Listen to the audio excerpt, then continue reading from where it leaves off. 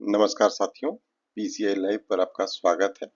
अगर आप किसी भी टेट की तैयारी कर रहे हैं, ये स्पेशली फॉर झारखंड टेट है यानी कि जेटेट, लेकिन आप किसी भी टेट की अगर तैयारी कर रहे हैं तो ये वीडियो आपके लिए उपयोगी होगा। आज हम जिस टॉपिक को देखने वाले हैं वो है चाइल्ड डेवलपमेंट यानी कि बाल विकास। तो चलिए एक एक स्लाइड के माध्यम से शुरू करते हैं और सबसे पहले हम देखते हैं कि इस वीडियो में, इस कंप्लीट वीडियो के अंदर हम लोग किस किस टॉपिक पर डिस्कस करने वाले हैं। तो सबसे पहले हम देखेंगे विकास की अवधारणा यानी कि कॉन्सेप्ट ऑफ डेवलपमेंट। उसके बाद जब वृद्धि और विकास में अंतर देखेंगे, वृद्धि क्या है और विकास क्या है, दोनों के बीच क्या डिफरेंसेस हैं। सुनने में तो आमतौर पर लगता है कि वृद्धि और विकास एक ही है, लेकिन इनके बीच जो अंतर है उसे हम डिस्कस करेंगे। उसके बाद विकास के सिद्धांत यानी कि प्रिंसिपल ऑफ डेवलपमेंट को हम डिस्कस करेंगे। विकास के आयाम यानी कि इसके डायमेंशन को डिस्कस करेंगे। उसके बाद हम जैसे शारीरिक विकास, मानसिक विकास, भावात्मक और सामाजिक, ये जो विकास है इन्हें डिस्कस करेंगे। सबसे पहले शारीरिक, फिर मानसिक, फिर भावनात्मक विकास, सामाजिक विकास, और उसके बाद हम लैंग्वेज डेवलपमेंट को भी डिस्कस करने का काम करेंगे। तो देखते हैं कि थ्योरी जो है चाइल्ड डेवलपमेंट से रिलेटेड, इससे बहुत ज़्यादा प्रश्न पूछे जाते हैं टेट के अंदर, वो सीटेट हो या अलग अलग राज्य के जो टेट होते हैं, झारखंड टेट हो या स्टेट बिहार में आयोजित किया जाता है, यूपी टेट, अलग अलग जो भी टेट है वहाँ पर थ्योरी ऑफ चाइल्ड डेवलपमेंट से प्रश्न काफी संख्या में पूछे जाते हैं। तो इसके जो प्रमुख मनोवैज्ञानिक जो लोग हैं उनसे सवाल जुड़ा हुआ होता है। तो सबसे पहले इनमें क्या है, जीन पियाजे का नाम आपने सुना होगा, आपने अगर बीएड किया है, और ऑब्वियस है बीएड तो किया ही होगा तभी आप यहाँ तक पहुंचे। तो जीन पियाजे है, वाइगोत्स्की हैं, कोहलबर्ग हैं, और इसी तरीके से एरिक एरिक्सन है, या फिर रूसो हैं, और ये स्किनर को तो आप जानते ही होंगे। तो इन्होंने क्या क्या थ्योरी दिया है इसे भी हम डिस्कस करेंगे। जैसे कि जीन पियाजे का जो थ्योरी है वो है कॉग्निटिव डेवलपमेंट थ्योरी, और वाइगोत्स्की जो है सोशल डेवलपमेंट थ्योरी, और लॉरेंस कॉलबर्ग ने जो थ्योरी दी थी वो है मोरल डेवलपमेंट की थ्योरी। इसी तरीके से सबने अलग अलग थ्योरी दी थी, जिसमें एरिक एरिक्सन ने साइकोलॉजिकल डेवलपमेंट की थ्योरी दी थी, और ये नेचुरलिज्म इन एजुकेशन की जो थ्योरी थी वो रूसो के द्वारा दी गई थी। तो आप इस स्लाइड में ये देख सकते हैं कि कौन सी थ्योरी किसने दी थी। तो चलिए आगे बढ़ते हैं और अगली स्लाइड में हम समझने का प्रयास करते हैं कि हम क्या क्या इसमें देखने वाले हैं। तो हम इसमें लर्निंग को देखेंगे, यानी कि जिसे हम हिंदी में अधिगम कहते हैं। अधिगम को अब क्या है, अधिगम के अंदर हम क्या क्या डिस्कस करेंगे वो देख लेते हैं। सबसे पहले अधिगम की अवधारणा यानी कि कॉन्सेप्ट ऑफ लर्निंग। उसके बाद हम देखेंगे अधिगम के सिद्धांत यानी कि इसके जो लर्निंग के प्रिंसिपल्स हैं वो देखेंगे। उसके बाद जो हम डिस्कस करेंगे वो है ट्रायल एंड एरर थ्योरी। ये कौन सा है, एडवर्ड की थ्योरी है, और क्लासिकल कंडीशनिंग की जो थ्योरी है ये पावलोव की थ्योरी है। इसके बाद इनसाइट लर्निंग की जो थ्योरी है इसे भी हम यहाँ पर डिस्कस करने का काम करेंगे। और अब देखते हैं कि अगला जो टॉपिक है वो है इंटेलिजेंस यानी कि बुद्धि। बुद्धि के बारे में अलग अलग वैज्ञानिकों ने क्या क्या कहा है। इसमें सबसे ज्यादा जो फेमस है वो हार्वर्ड गार्डनर की जो थ्योरी है, यानी कि मल्टीपल इंटेलिजेंस थ्योरी, यानी कि बहुबुद्धि का सिद्धांत जिसे हम हिंदी में कहते हैं। तो ये बहुबुद्धि का सिद्धांत सबसे ज्यादा फेमस है। साथ ही साथ ये आईक्यू की जो थ्योरी दी गई थी वो इसमें है। तो इसमें हम क्या देखेंगे, इंटेलिजेंस के अंदर हम क्या क्या देखेंगे, सबसे पहले कॉन्सेप्ट ऑफ इंटेलिजेंस देखेंगे, उसके बाद आईक्यू क्या है ये देखेंगे, उसके बाद देखेंगे बहुबुद्धि का सिद्धांत, उसके बाद इमोशनल इंटेलिजेंस। इमोशनल इंटेलिजेंस आप सिचुएशन को किस तरीके से हैंडल कर पाते हैं, ये इमोशनल इंटेलिजेंस का पार्ट होता है। आप जैसे अचानक से कोई सिचुएशन खराब हो गया, अचानक से कहीं दंगा भड़क गया, आप उस समय कैसे सिचुएशन को मैनेज कर पाते हैं। या फिर अचानक से आपको किसी ने गलत शब्दों का प्रयोग किया, आपको किसी कोई गाली देने लगा, आप वहां पर अपना इमोशनली कितने वीक हैं या इमोशनली कितने स्ट्रांग हैं ये बताएगा कि आपका इमोशनल इंटेलिजेंस वहां पे कैसे काम करता है और आप सिचुएशन को कैसे संभालते हैं। आपको उसने दो गाली दी, आप चार गाली बक के आते हैं, या उसे सिचुएशन को संभालते हैं, या आपकी जो इमोशनल इंटेलिजेंस है उस पर निर्भर करेगा। अब देखते हैं इसके बाद कि मोटिवेशन क्या है, ये हम डिस्कस करेंगे स्लाइड में। तो मोटिवेशन क्या है, मोटिवेशन जनरली दो तरह का मोटिवेशन होता है। एक तो मोटिवेशन का कॉन्सेप्ट है। सबसे पहले मोटिवेशन के कॉन्सेप्ट को समझेंगे। मोटिवेशन क्या होता है? आप जब भी किसी चीज को पाने के लिए किसी प्रेरणा का सहारा लेते हैं, जैसे कि आपको लगता है कि अगर मैं इस बार टेट पास कर जाऊंगा तो आने वाली भर्ती में मुझे बैठने का मौका मिलेगा शिक्षक नियुक्ति में, तो ये आपके पास एक इंटरनल मोटिवेशन हो सकता है। दो तरीके का, एक इंटरनल और एक्सटर्नल, दो तरीके के मोटिवेशन होते हैं। तो इंटरनल मोटिवेशन वो होगा जो आपको अंदर से प्रेरित करता है, यानी कि आंतरिक अभिप्रेरणा जिसे कहते हैं। और एक होता है एक्सटर्नल, दैट मीन्स वो बाह्य अभिप्रेरणा है, जो बाहर बाहर से किसी चीज का लालच, लोभ, लोभन आदि से जो अभिप्रेरणा जागृत होती है उसे बाह्य अभिप्रेरणा कहा जा सकता है। अगर किसी ने कहा कि इस बार तुम पास हो जाओगे तो तुम्हें बाइक दी जाएगी, घर वालों ने ऐसा आपको लालच दिया, तो ये क्या है? ये एक्सटर्नल है। एक्सटर्नल क्योंकि आप किसी चीज के लिए कर रहे हैं और ये फेल भी हो सकता है, इसके फेल होने के चांसेस ज्यादा रहते हैं।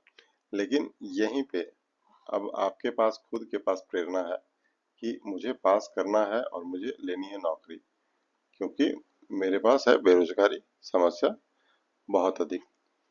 तो अब ये जब आपके पास अंदर से आएगा, अभिप्रेरणा आंतरिक होगा, तो आप इस चीज को कर पाएंगे। लेकिन यही चीज जब आंतरिक अभिप्रेरणा नहीं होगी, ये चीजें एक्सटर्नल होगी आपके ऊपर, तो आप इसे या तो इस काम को करने में फेल हो जाएंगे, या तो बहुत लंबे टाइम तक उसको आप नहीं टिक सकते हैं। एक कोई क्लास है, आप मान के चलते हैं, इस क्लास को कोई बोलता है कि ये क्लास करो, तुम्हें 600 रुपये दिए जाएंगे। एक दिन आप करते हैं, दूसरे दिन करते हैं, तीसरे दिन करते हैं, लेकिन बहुत ज्यादा दिन ये चीजें नहीं चल पाएगी, नहीं टिक पाएंगे। लेकिन यहीं पे आपके पास प्रेरणा है कि ये करने के बाद, कंप्लीट करने के बाद मुझे बहुत अच्छे पैकेज पर नौकरी मिल जाएगी, तो आपके अंदर जो है वो आंतरिक अभिप्रेरणा काम कर रही है, आप इसमें कंटिन्यू कर पाएंगे और इसका फल आपको बेहतर मिलेगा। अभी हायरार्की ऑफ नीड्स का जो है, अब्राहम मैस्लो का जो थ्योरी है वो भी हम डिस्कस करेंगे। और अब देखते हैं कि पर्सनालिटी यानी कि व्यक्तित्व तो क्या चीज होता है। सबसे पहले तो इसके कॉन्सेप्ट को समझेंगे। जिस भी टॉपिक पर हम बात करते हैं, चर्चा करते हैं, सबसे पहले उसके कॉन्सेप्ट को समझते हैं कि वो चीज है क्या दरअसल। अब देखेंगे कि व्यक्तित्व के प्रकार कौन कौन से हैं, कैसे कैसे लोग होते हैं। हम देखेंगे कि व्यक्तित्व का जो विकास होता है उसके फैक्टर्स क्या क्या होते हैं, किन आधार पर व्यक्ति का विकास होता है, यानी कि व्यक्तित्व कैसे विकसित होता है, कौन कौन से कारक होते हैं जो व्यक्तित्व के विकास में सहायता प्रदान करते हैं, कौन कौन से कारक होते हैं जो व्यक्तित्व के विकास में बाधक बनते हैं। इंडिविजुअल डिफरेंसेस की अगर हम बात करें तो क्या होता है? इंडिविजुअल डिफरेंसेस का कॉन्सेप्ट क्या है? इंडिविजुअल डिफरेंस का अर्थ है कि हर व्यक्ति जो है वो अपने आप में अलग होता है। Individual difference is a positive, ये पॉजिटिव टर्म है, ये पॉजिटिव टर्म है। तो इसमें क्या होता है कि हर व्यक्ति अपने आप में एक अलग प्रतिभा के साथ आता है, अलग प्रतिभा के साथ वो पैदा होता है और उसी के साथ उसका विकास होता है। तो इंडिविजुअल डिफरेंस ये कोई नेगेटिव टैग नहीं है, ये पॉजिटिव होता है। ये लर्निंग स्टाइल होता है, सब लोग अलग अलग तरीके से सीखते हैं। कोई कॉन्सेप्ट पढ़ के सीखता है, कोई पढ़ के नहीं सीख पाता है, वो लर्निंग बाय डूइंग जैसी चीजों का सहारा लेता है कि वो काम करके सीखता है। और अब हम जब इंक्लूसिव एजुकेशन की बात करते हैं, तो इंक्लूसिव एजुकेशन का अर्थ क्या है? ये समावेशी शिक्षा जिसे हम हिंदी में कहते हैं। समावेशी शिक्षा का अर्थ है कि एक क्लास ऐसे हम बनाते हैं, ये हमारा क्लास हो गया। ये क्लास कैसा है? ये उदाहरण के लिए मानते हैं कि ये क्लास 10th का क्लासरूम है, क्लासरूम। ये इंक्लूसिव एजुकेशन या फिर इंक्लूसिव क्लास यहाँ पे बात करते हैं कि समावेशी कक्षा ये कैसे कहा जाएगा। यहाँ पर अलग अलग बच्चे हैं, यहाँ जो बच्चे हैं ये अलग अलग हैं। अलग अलग होने का क्या अर्थ है कि इसमें हो सकता है कि कुछ बच्चे जो है वो दिव्यांग हों, दिव्यांग हों, कुछ बच्चे जो हैं वो नॉर्मल बच्चे हैं, कुछ बच्चे हैं जो सामाजिक पृष्ठभूमि से पिछड़े हैं, जैसे आप मान सकते हैं एसटी या एससी ऐसे समुदाय से हैं। कुछ बच्चे, मेनली यहाँ पे दिव्यांग और नॉर्मल इन दोनों को ही कंसिडर किया जाता है, लेकिन सामाजिक पिछड़ेपन की जब बात करते हैं तो एसटी, एससी, ओबीसी जैसे समुदाय के लोग को भी इसमें अगर कंसिडर किया जाए तो ये भी गलत नहीं है। तो मानते हैं कि अलग अलग समुदाय के लोग और अलग अलग आकार विकार के लोग इसमें पढ़ते हैं। तो जब सभी को एक साथ कंक्लूड करके दिया जाता है, इसमें हो सकता है कुछ बच्चे ऐसे हों जिन्हें कम दिखाई देता हो, तो उन कम दिखाई देने वाले, कम सुनाई देने वाले सभी बच्चों को एक साथ पढ़ाना है आपको, और सभी को एक जैसी शिक्षा देनी है, किसी के लिए विशेष नहीं करना है आपको। इसके लिए शिक्षा में क्या करना है, जैसे यहाँ पे क्लास है, यहाँ पे बोर्ड है, कोई बच्चा है जिसे कम दिखाई देता है, यानी कि दूर का नहीं दिखाई देता है, तो आप यहाँ पर उस बच्चे को बैठाएंगे, बाकी नॉर्मल बच्चे को आप यहाँ पे बैठा सकते हैं। ये एक समावेशी कक्षा का उदाहरण होगा। अब टीचिंग लर्निंग प्रोसेस को हम डिस्कस करते हैं कि ये प्रोसेस क्या है टीचिंग और लर्निंग का। तो teaching methods, constructivism, child centred education, activity based learning. तो सबसे पहले हम टीचिंग मेथड्स को डिस्कस करते हैं कि पढ़ाने का आपका तरीका क्या होना चाहिए, ये टीचिंग मेथड्स के अंदर आएगा। और उसके बाद ये रचनावादी कक्षा का बात करता है। तो रचनावादी कक्षा में क्या होता है कि बच्चों को पढ़ने के लिए दिया जाता है, रटने से दूर किया जाता है, रोट लर्निंग यहाँ पे नहीं दी जाती है। अगला जो पॉइंट है वो है चाइल्ड सेंटर्ड एजुकेशन, यानी कि बाल केंद्रित शिक्षा, इसे हम हिंदी में कहते हैं। तो चाइल्ड सेंटर्ड एजुकेशन में यहाँ पर एक शिक्षक है, और शिक्षक क्या है, शिक्षक सेंटर में नहीं है। सेंटर में कौन लोग हैं, यहाँ पर बैठे हुए जो बच्चे हैं वे हैं सेंटर में। तो बच्चे सेंटर में है, इसका क्या तात्पर्य है कि बच्चों के अनुसार शिक्षक पढ़ाएगा। अगर बच्चे इंग्लिश नहीं समझ पा रहे हैं, शिक्षक अगर इंग्लिश में फ्लुएंसी है, बच्चे इंग्लिश नहीं समझ पा रहे हैं, शिक्षक का फर्ज बनता है कि वो उनकी भाषा में, यानी कि मातृभाषा में उन्हें बताए, समझाए।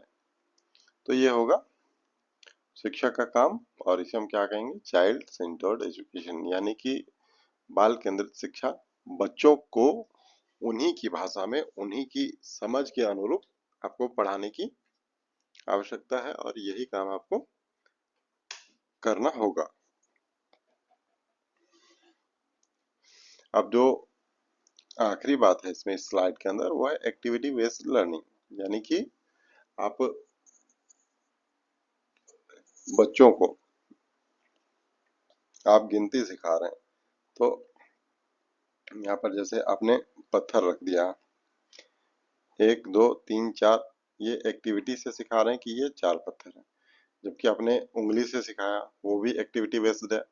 तो कुछ भी करिए, मतलब बच्चा एक्टिव होना चाहिए, और चीजें लर्निंग बाय डूइंग होनी चाहिए। असेसमेंट और इवोल्यूशन की बात करते हैं अब जब, तो फॉर्मेटिव असेसमेंट और summative assessment, continuous and comprehensive evolution, CCE। सबसे बेस्ट जो चीज है वो है CCE। ये कंटिन्यूअस होगा और कॉम्प्रिहेंसिव होगा, सतत एवं समग्र मूल्यांकन पद्धति है।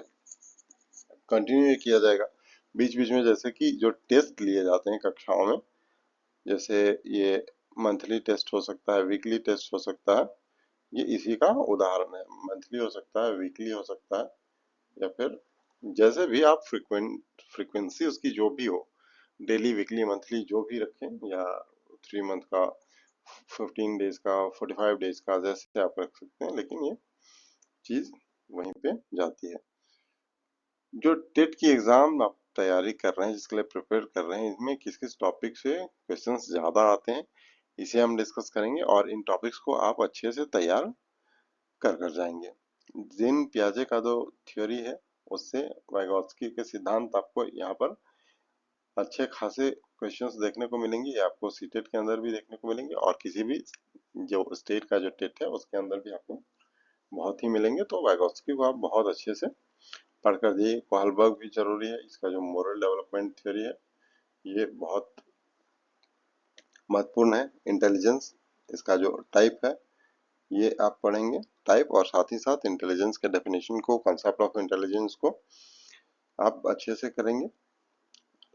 लर्निंग की जो थ्योरी है वो, और इंक्लूसिव एजुकेशन, ये भी आपको बहुत ही जरूरी टॉपिक है। हालांकि इंक्लूसिव एजुकेशन को जितना मैंने पीछे डिस्कस किया है उतना काफ़ी है, फिर भी अगर इसके लिए आप और ज़्यादा चाहते हैं तो इस पर वीडियो अलग से आएगी जो सिर्फ इंक्लूसिव एजुकेशन पर ही बस होगी, उस पर एक अलग सेपरेट वीडियो हम बनाएंगे।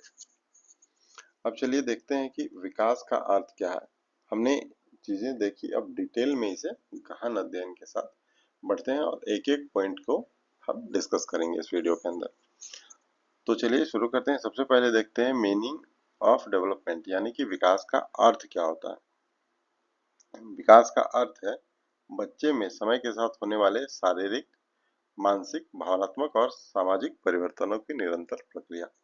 जो विकास वो कितने तरह का होता है? विकास 4 तरह का होता है।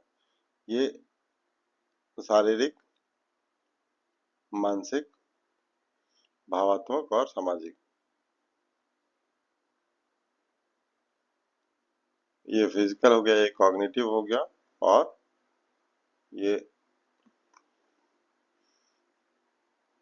इमोशनल, और ये हो गया social emotional. Social emotional cognitive और पी से जो है वो फिजिकल। तो ये फिजिकल कॉग्निटिव सोशल इमोशनल हर तरीके का जब विकास होगा इसी को कहेंगे। और विकास का ये कंटिन्यूअस प्रोसेस है। ये मतलब जब बच्चा माता के गर्भ में होता है उसी समय से उसके विकास की प्रक्रिया जो प्रारंभ होती है वह उसके जीवन पर्यंत चलती है। वह व्यक्ति जब मर जाता है तभी यह समाप्त होती है, अन्यथा ये प्रक्रिया चलती रहती है। हरलॉक क्या कहते हैं कि development is a progressive series of orderly and changes. अर्थात विकास एक ऐसी प्रक्रिया है जिसमें परिवर्तन क्रमबद्ध और निरंतर होते हैं। ये क्रमबद्ध और निरंतर होता है, यानी कि एक कंटिन्यूअस प्रोसेस। अब हम विकास को डिस्कस करेंगे कि विकास की जो विशेषताएं हैं, यानी कि कैरेक्टरिस्टिक्स ऑफ डेवलपमेंट, वो क्या क्या है। तो विकास क्या है? एक निरंतर चलने वाली प्रक्रिया है। विकास क्रमबद्ध होता है। तो सबसे पहले निरंतर चलने वाली प्रक्रिया है, इसे हम डिस्कस करते हैं। जैसा कि आप सभी जानते हैं कि विकास कंटिन्यूअस प्रोसेस है। तो ये बच्चा जब गर्भ में बच्चा बनता है, यानी कि गर्भ में बच्चा होता है, तभी से विकास शुरू होता है और यह उसके मृत्यु तक चलता है। जन्म से लेके मृत्यु तक चलता है। विकास एक क्रमबद्ध होता है, सिस्टमैटिक तरीके से होता है। ऐसा नहीं कि कैसे भी विकास हो जाएगा। विकास का एक निश्चित क्रम होता है। विकास क्या है? एक निश्चित क्रम में होता है। जैसे अब कोई बच्चा है, उस धरती पे आता है, यानी कि वो जब पैदा हो जाता है उसके बाद क्या होता है देखिए। बच्चा पहले बैठना सीखता है, फिर खड़ा होना सीखता है, फिर चलना सीखता है। ये क्या होता है? एक सिस्टम से हो रहा है, एक तरीके से हो रहा है। ऐसा तो नहीं हो रहा है कि बच्चा पहले चल रहा है फिर बाद में बैठना सीख रहा है। नहीं, वो पहले बैठना सीखेगा, उसके बाद खड़ा होना सीखेगा, उसके बाद वो धीरे धीरे चलना सीखेगा, उसके बाद वो दौड़ना सीखेगा। मतलब एक सिस्टम है, उसी लाइन से ही ये चीजें होंगी। तो इसीलिए क्या है, विकास क्या है? ये एक क्रमबद्ध चीज है, ये क्रमबद्ध तरीके से ही होगा। और एक क्या है, ये निरंतर चलेगा, ये क्रमबद्ध होगा। इसकी जो दो विशेषताएं हैं। और तीसरा विशेषता क्या है? विकास सामान्य से विशिष्ट की ओर होता है। सामान्य से विशिष्ट या विशेष की ओर होता है। सबसे पहले क्या देखेंगे, इसको gross motor skill to fine motor skill कहते हैं। ग्रॉस ग्रॉस से किधर जाएगा? ये जाएगा फाइन की ओर। अब ग्रॉस से फाइन को हम अच्छे से आपको समझाने का प्रयास करते हैं, एक्सप्लेन करते हैं। बच्चा सबसे पहले क्या करता है, किसी भी वस्तु को पूरे हाथ से पकड़ता है। यानी कि वो एक फाइन इस्तेमाल नहीं करता है कि दो उंगलियों की सहायता से वो किसी चीज को नहीं पकड़ना चाहता है। एक पेन आप देंगे उसे तो वो दो उंगलियों से पकड़ सकता है, लेकिन वो दो उंगलियों से नहीं पकड़ेगा। वो क्या करेगा? पूरे हाथ का उपयोग करेगा, पांचों की पांचों उंगलियां लगाएगा। हो सकता है वो पांचों के बजाय दोनों हाथ का प्रयोग करे, 10 उंगलियां लगा दे। तो यह है सामान्य है। धीरे धीरे वो क्या करता है, विशिष्टता की ओर बढ़ते जाता है, विशेष होते जाता है। वो आसानी से दो उंगलियों की सहायता से उस पेन को पकड़ पाता है। जैसे आज हम सब सीख चुके हैं, तो दो उंगलियों की सहायता से पेन पकड़ लेते हैं। जबकि हम भी बचपन में क्या करते थे, पूरा हाथ का उपयोग करते थे। विकास के अलग अलग आयाम होते हैं, यानी कि इनके जो डायमेंशन है वो अलग अलग होते हैं। अलग अलग डायमेंशन कैसे, एक एक चीज हम चल के डिस्कस करते हैं आगे। सबसे पहले हम शारीरिक विकास को देखते हैं। मानसिक, भावनात्मक, सामाजिक, ये सभी क्या है, आपस में जुड़े होते हैं। ये चारों क्या है, ये सभी विकास के डायमेंशन है, यानी कि आयाम है। ये क्या होता है, ये सभी आपस में जुड़े हुए हैं। सबसे पहले हम शारीरिक विकास को डिस्कस कर रहे हैं। तो शारीरिक विकास क्या होता है, यानी कि आपकी लंबाई चौड़ाई का बढ़ना, ये शारीरिक विकास के अंदर आता है। मानसिक विकास के अंदर आता है कि आप चीजों को कितना समझ पा रहे हैं। आप चौथी कक्षा की किताब पढ़ नहीं पा रहे हैं और आप पढ़ रहे हैं, आप हो गए हैं 18 साल के, मतलब आपका मानसिक विकास उस स्तर का नहीं हुआ जैसा होना चाहिए था। भावनात्मक विकास का है। भावनात्मक विकास का क्या अर्थ है कि आप भावनाओं को अपनी कैसे कंट्रोल कर पाते हैं। किसी से लड़ाई हुआ तुरंत गाली गलौज में आ जाते हैं, तो आपका भावनात्मक विकास उस तरीके से नहीं हुआ है जितना होना चाहिए था। लेकिन उसी जगह में आप खुद को कंट्रोल कर लेते हैं, समय आने पर उसे जवाब देते हैं, उस समय वहां पे आप नहीं करते हैं, बिना मतलब माहौल खराब नहीं करते हैं।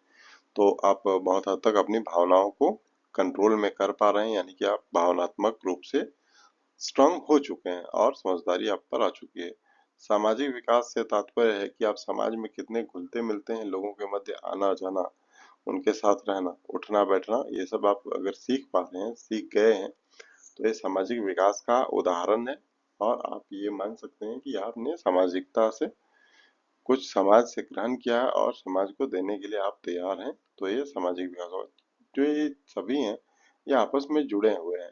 ये जो चारों तरह के विकास हैं, ये आपस में जुड़े हैं। सबसे पहले ये फिजिकल है, दूसरा ये कॉग्निटिव है, यानी कि मानसिक विकास जिसे कहते हैं।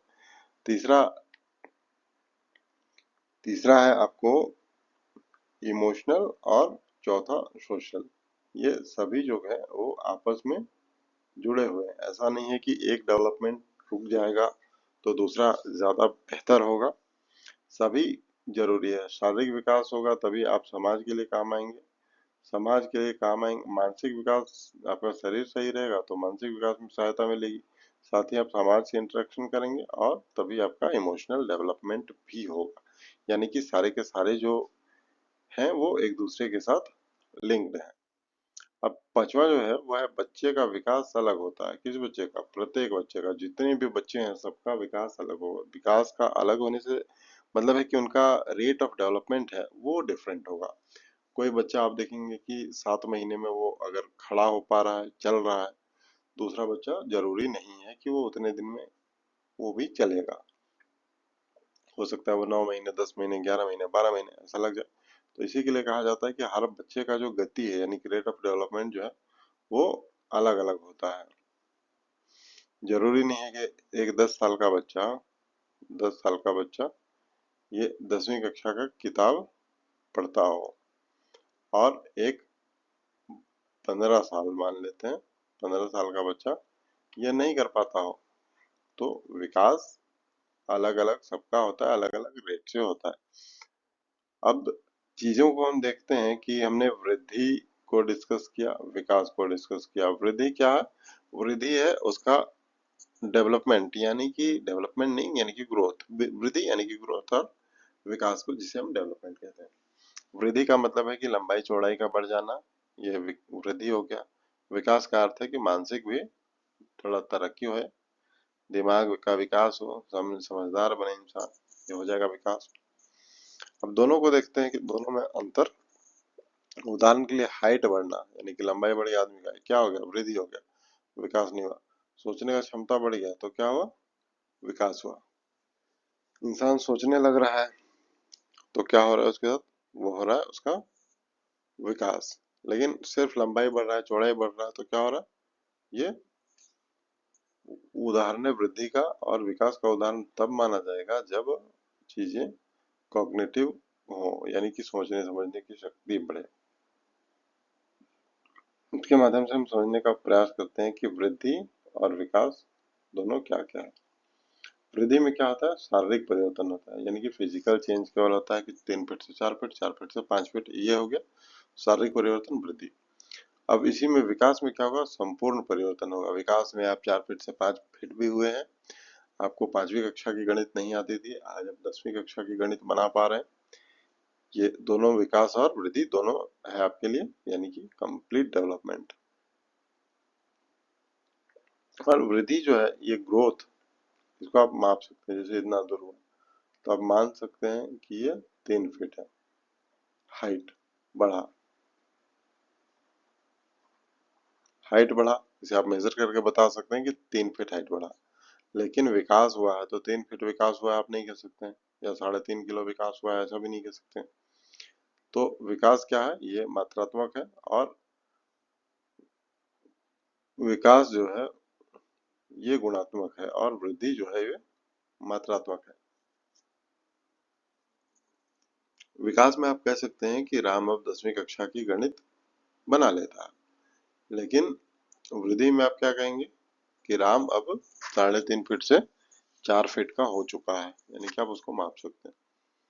आप उसको मापिए, और सीधे इसको तो नहीं मापा जा सकता है विकास को, लेकिन हाँ इसको ऐसे समझाया जा सकता है कि उसका विकास हुआ है नहीं हुआ है, कैसा हुआ है, कितना हुआ है, ऐसे इसको समझा जा सकता है, मापा तो नहीं जा सकता।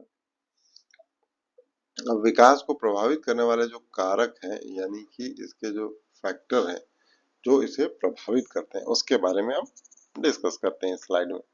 सबसे पहला जो कारक है वो है अनुवांशिकता, यानी कि जिसे हम हेरिडिटी कहते हैं। उसके बाद दूसरा कारण है वो वातावरण है, वातावरण यानी कि एनवायरनमेंट। जो इन्वायरमेंट एंड हेरिडिटी, ये कॉन्सेप्ट आपको याद रख लेना है अच्छे से। इन्वायरमेंट और हेरिडिटी जो है वो कई कई तरीके से प्रभावित करते हैं विकास को। तो चलिए पहले अनुवांशिकी को देखते हैं, उसके बाद हम वातावरण की ओर आएंगे। अनुवांशिकता में क्या है कि माता पिता के जो गुण होते हैं वो बच्चों में आते हैं। ये सिंपल सा है, माता पिता का, जैसे माता पिता का कान का, आँख का, नाक का कलर ये आ जा रहा है, ये अनुवांशिकता है। माता पिता का हाइट आ जा रहा है, तो ये हेरिडिटी का उदाहरण है कि पिताजी 5 फीट के हैं तो उनका बच्चा भी 5 फीट का ही है, तो ये हेरिडिटी। पिताजी काले हैं तो बचवा भी काला है, तो ये हेरिडिटी है। लेकिन वातावरण से चीजें बहुत हद तक ठीक हो सकती हैं। अब कैसे ठीक होगी ये हम देखते हैं। बच्चे का परिवार, स्कूल और समाज। सबसे पहले हम देखेंगे कि वातावरण, इन्वायरमेंट है क्या। तो बच्चा जिस परिवार में रह रहा है, जहाँ स्कूल आ रहा है जा रहा है, और जिस सोसाइटी के अंदर वो जीवन जी रहा है, तो ये सब क्या है, ये सब एनवायरनमेंट का उदाहरण है। और यही एनवायरनमेंट प्रभावित करते हैं कि कैसे बच्चा का विकास होगा। अब हम चीजें, थ्योरी लगभग खत्म हो चुकी है, तो हम एक एक करके स्लाइड के माध्यम से देखने का प्रयास करेंगे कि जो क्वेश्चन है इससे रिलेटेड वो आपसे बन रहे हैं या नहीं बन रहे हैं। तो चलिए शुरू करते हैं। सबसे पहला सवाल आज हमारे पास जो है वह है, विकास की प्रक्रिया किस प्रकार की होती है? अस्थाई, निरंतर, अचानक, नियमित। देखिए अस्थाई तो नहीं होगा क्योंकि ये कंटिन्यूअस प्रोसेस है, हमेशा ये चीजें होती रहती है। अचानक, विकास अचानक भी नहीं हो जाता है, आपको समय लगता है, धीरे धीरे विकास होता है। अनियमित यानी कि इरेगुलर का है, तो इरेगुलर भी नहीं होगा। तो सही आंसर क्या है? ये सही आंसर है निरंतर। ये कंटिन्यूअस होने वाला प्रोसेस है। हमने पहले भी बताया था कि ये जन्म से लेके मृत्यु तक चलने वाला प्रोसेस है।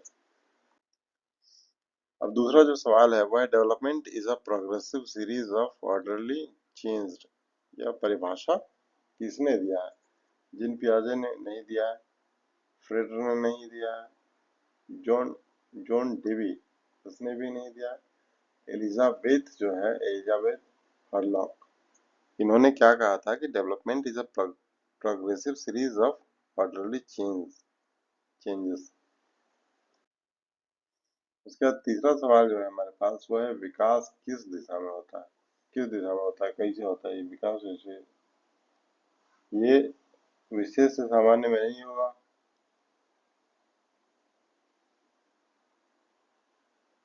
सामान्य से विशेष सही है, लेकिन बाकी इसको भी हम देखते हैं कि ऊपर से नीचे, नीचे से ऊपर। सामान्य से विशेष होता है। सामान्य से विशेष का क्या हाल है कि कोई बालक है, ये कोई वस्तु है, जब किसी बालक को इसे आप पकड़ने भेजते हैं वो पकड़ता है, वो पूरे तरीके से उसमें हिम्मत लगाता है, मेहनत लगाता है, पांचों उंगलियों का प्रयोग करेगा और उसे पकड़ने का कोशिश करता है। तो उस स्थिति में क्या होता है कि बालक कैसा प्रयोग कर रहा है, वो ग्रोस मोटर स्किल का उपयोग कर रहा है और वह चाहता है कि पकड़े सभी को। तो ग्रोस जो है वो सामान्य आता है और विशेष क्या होता है, ये होता है फाइन मोटर स्किल, फाइन, और ये होता है ग्रोस। तो सही उत्तर क्या है, ग्रोस से फाइन की ओर जा रहा है, यानी कि सामान्य से विशिष्ट की ओर जा रहा है। कौन सा आयाम नहीं है, निम्नलिखित में से कौन सा आयाम विकास का नहीं है? शारीरिक विकास होता है पी, जिसे हमने लिखा था फिजिकल, उसके बाद मानसिक यानी कि ई, इमोशनल, इमोशनल, सामाजिक यानी कि एस, जिसे सोशल, और यांत्रिक ऐसा नहीं पढ़ा है यानी कि यांत्रिक। यांत्रिक जो है इसमें एक और सी से छूट रहा है, सी से कॉग्निटिव, कॉग्निटिव। 4 तरीके के डेवलपमेंट देखे जा सकते हैं। पांचवा जो प्रश्न है वो है वृद्धि यानी कि ग्रोथ किस प्रकार का परिवर्तन है, गुणात्मक, मात्रात्मक, सामाजिक, भावात्मक। ग्रोथ जो है वो क्या है, बढ़ रहा है, बढ़ रहा है यानी कि ये हाइट इतना था, ये 3 फीट मान लेते हैं, 3 फीट था, अगले साल क्या हुआ 3.5 फीट। ये कैसा होगा, मेजरेबल है। तो मेजरेबल जो है वो मात्रात्मक है, गुणात्मक है, इसको मेजर नहीं किया जा सकता है। भावना को भी मेजर नहीं किया, सामाजिकता को भी मेजर नहीं किया जाता, मेजर किसे करेंगे, मात्रा को। इसीलिए जो ग्रोथ है वो मात्रात्मक है। उसके बाद छठा सवाल क्या कहता है, विकास किस प्रकार का परिवर्तन है, विकास जो है वो कैसा परिवर्तन है। मात्रा इसका नाप सकते हो, अस्थायी है, सीमित है, ये गुणात्मक परिवर्तन है। गुणात्मक परिवर्तन का क्या अर्थ है कि आप उसे महसूस कर सकते हैं, समझ सकते हैं, हालांकि उसे मापा नहीं जा सकता लेकिन महसूस किया जा सकता है कि कोई व्यक्ति समझदार हो गया है, उसे कुछ अच्छा लग रहा है, बुरा लग रहा है, जैसी चीजों को फील किया जा सकता है, मापा नहीं जा सकता। अब सातवां जो प्रश्न है वो बाल विकास की प्रक्रिया कब से कब तक चलती है। बाल में विकास की प्रक्रिया है, ये कब से कब तक चलेगी, स्कूल तक, बचपन तक, जन्म से किशोरावस्था। जन्म से किशोरावस्था मतलब उसके बाद विकास होता ही नहीं, किशोरावस्था में आके रुक जाता है। तो ऐसा नहीं है, विकास जो है वो जन्म से लेके मृत्यु तक चलने वाली कॉन्टिन्यूअस प्रक्रिया है। आठवां प्रश्न क्या कहता है कि निम्न में से कौन विकास को प्रभावित करने वाला कारक है, विकास को प्रभावित करने वाला कौन है। आनुवंशिकता, वातावरण, पोषण, उपरोक्त सभी। तो यहाँ पर उपरोक्त सभी जो है वो कारक है सही, क्योंकि विकास को प्रभावित कौन लोग करते हैं, आनुवंशिकता भी प्रभावित करता है, क्योंकि आनुवंशिकता, आपके पिताजी की हाइट अगर 5 फीट है तो बहुत ज्यादा आप नहीं हो पाएंगे। वातावरण है, वातावरण में भी